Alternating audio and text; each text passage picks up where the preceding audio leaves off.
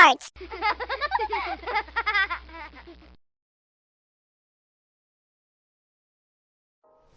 एक घनदाट जंगल होते. त्या जंगलात वाघ, सिंह, हत्ती, ससा असे वेगवेगळे प्राणी राहत होते.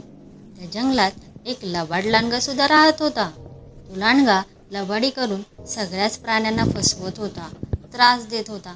त्यामुळे जंगलातील प्राणी खूपच वैतागले होते. त्यांनी जंगलातील वाघोबाची मदत मागायची ठरवली.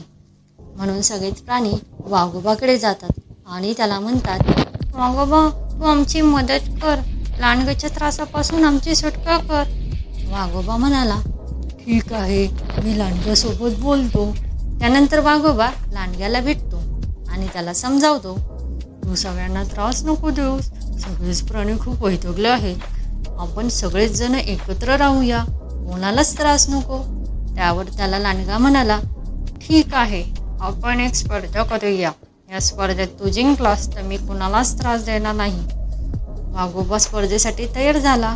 वाघोबाने विचारले, काय स्पर्धा करायची?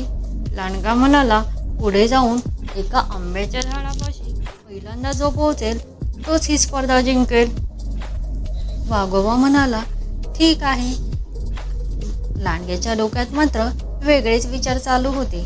त्याने विचार केला, पुढे वाटेत एक तळे आहे, त्या तळापाशी गेल्यावर वाघोबाला आपण ढकलून देऊ आणि स्पर्धा आपणच जिंकू.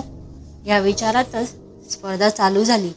वाघोबा आपला पळत राहिला, पण लांडगा खूपच जोरात धावू लागला.